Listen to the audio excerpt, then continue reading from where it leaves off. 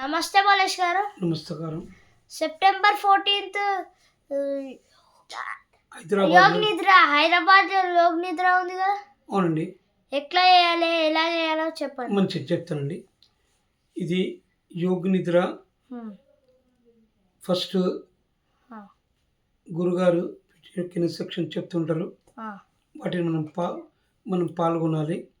హ్మ్, యోగ్ నిద్ర అనేది చాలా శారీరకంగా, మానసికంగా హ్మ్, ఒత్తిడి తగ్గిస్తుంది ఈ యోగ్ నిద్ర వల్ల. ఆ, కావున మొట్టమొదట మనం శవాస ఏ విధంగా అయితే మనము రాత్రి సమయంలో బెడ్ పైన పడుకోవడానికి ఏ విధంగా వెళ్తామో ఆ, అదే విధంగా మనము శవాసనం అంటే పడుకోవాలి. 2 చేతులు పైకి, ఆ, పక్కకు మన 2 కాళ్ళు ఒక ఫీట్ దూరం పెట్టుకొని హ్మ్, ఉండాలి. ఉన్న తర్వాత అప్పుడు గురుగారి యొక్క ఇన్‌స్ట్రక్షన్స్ వస్తుంటాయి. ఇన్‌స్ట్రక్షన్స్ మనం ఫాలో కావాలి. గురుగారు ఒకసారి కళ్ళు మూసుకున్న తర్వాత మళ్ళీ గురుగారు తెరి ఎప్పుడైతే ఓపెన్ చేయమంటారో అప్పటి వరకు కళ్ళు ఓపెన్ చేయొద్దు. హ్మ్, ఎట్టి పరిస్థితుల్లో శరీరాన్ని సంకల్పంతోని కదలకుండా చూసుకోవాలి. అది మొట్టమొదట గురుగారు ఏం చేస్తారంటే శ్వాసను పీల్చుకోవడము, బయటికి వదలడం. శ్వాసను పీల్చుకోవడం, బయటికి వదలడం. తర్వాత చేసిన తర్వాత అప్పుడు సంకల్పం చేయమంటారు 3 సార్లు. ఆ సంకల్పం అనేది మన అనుకూలంగా ఉండాలి, చిన్నగా ఉండాలి. ఆ సంకల్పం ఎప్పుడైతే యోగి నిద్ర సంకల్పం చేస్తామో అది తప్పకుండా 100% నెరవేరుతుంది. ఆ, ఎప్పుడైతే మనము గురుగారు చెప్పిన ఇన్‌స్ట్రక్షన్ ప్రకారము చేస్తుంటే తప్పకుండా మనం యోగ నిద్రలో సంకల్పం చేస్తాం అది నెరవేరుతుంది. అప్పుడు గురుగారు సంకల్పం చేసిన తర్వాత second right hand, left hand, right leg, left leg చూసుకోవాలి. చూసిన తర్వాత బ్యాక్ సైడు, మన ఫ్రంట్‌కు ఈ విధంగా గురుగారు ఇన్‌స్ట్రక్షన్స్ ఇస్తూనే ఉంటారు. ఇస్తుంటే మనం దాన్ని ఫాలో అవుతుండాలి అంతే. ఫాలో అవుతున్నప్పుడు అప్పుడు అది అయిపోయిన సెకండ్ అయిపోయిన తర్వాత థర్డ్ శ్వాసను లోపల పీల్చుకోవాలి. శ్వాసను బయటికి వదలాలి. శ్వాసను పీల్చుకోవాలి, బయటికి వదలాలి. శ్వాస మరి ఓంకారం అంటుండాలి. ఓంకారం అన్న తర్వాత థర్డ్ శ్వాస నాభి వరకు శ్వాస పీల్చుకోవాలి. నాభి తర్వాత బయటికి వదలాలి.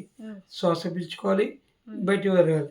ఈ విధంగా చేసిన తర్వాత థర్డ్ ఈ కౌంటింగ్ చేసుకోవాలి. 27 నుండి ఫస్ట్ వరకు వెళ్ళాలి.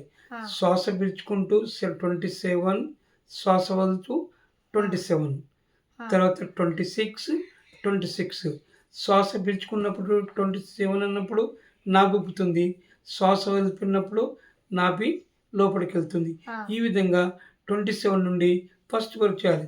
ఒకప్పుడు మర్చిపోతే ఇట్లా మళ్ళీ 27 నుంచి మొదలుపెట్టాలి. ఇది థర్డ్ అది అయిపోయిన తర్వాత ఫస్ట్ వరకు సెకండ్ శ్వాసను ఛాతీ వరకు పీల్చుకొని ఛాతీ నుండి బయటికి వదలాలి.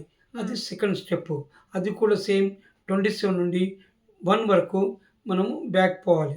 అట్లా చేసుకోవాలి. మధ్యలో మళ్ళీ మర్చిపోతే మళ్ళీ 27 నుండే చేయాలి. అది అయిపోయిన తర్వాత ఈ 2 అయిపోయిన తర్వాత మళ్ళీ అప్పుడు అది ఆపేసిన తర్వాత థర్డ్ గురుమా చెప్తుంటది మన దృష్టి నాసికంపై తీసుకొచ్చి ఆ విధంగా చూస్తుండాలి. అప్పుడు మానసికంగా దృశ్యాలు మనం చూస్తుండాలి. అంటే గురుగారు మన ఇన్‌స్ట్రక్షన్ ఇస్తుంటారు. ఏ విధంగా చూడాలి, ఏ విధంగా అవన్నీ చెప్తూ ఉంటది.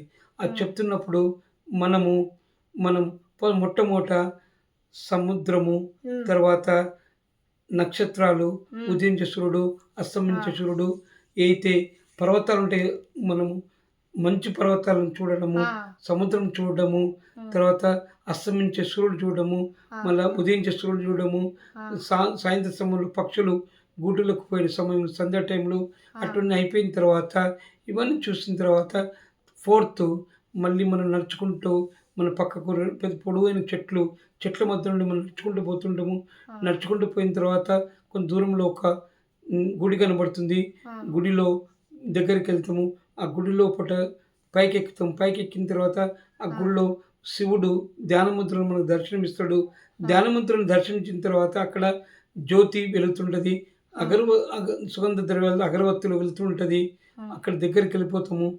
స్వామిని దర్శనం చేసుకుంటాము. శివుడు యోగ ముద్రలో ఉంటాడు శివుడు. అప్పుడు మనము తలను కింద నమస్కరిస్తామో, ఎప్పుడైతే మనం భూమిపైన నమస్కరిస్తామో అప్పుడు మనకు చల్లటి జరుగుతుంది.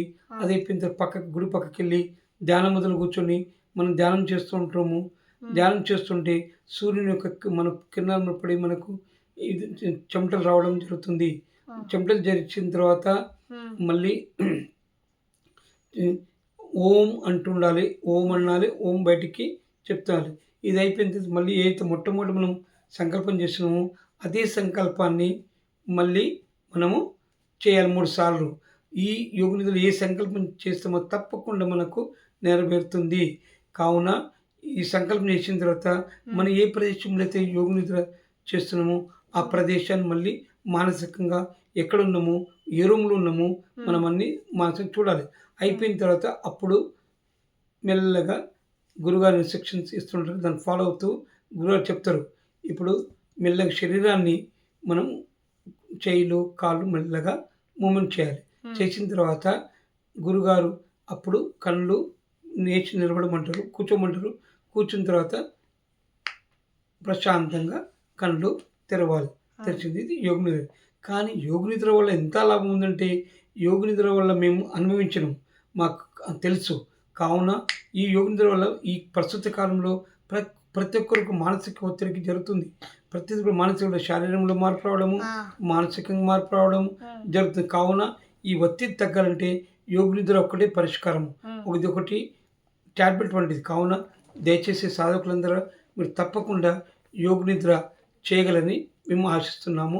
రేపు సెప్టెంబర్ 14 హైదరాబాదులో రామ్కోటి కచ్చిభవన్లో 11 గంటలకు ఇది ప్రారంభం కాబోతుంది. కావున తప్పకుండా మీరు వచ్చేసి యోగ నిద్ర చేసి అనుభూతి పొంది మీరు సుఖంగా శారీరకంగా ఉంచాలని కోరుకుంటున్నాము.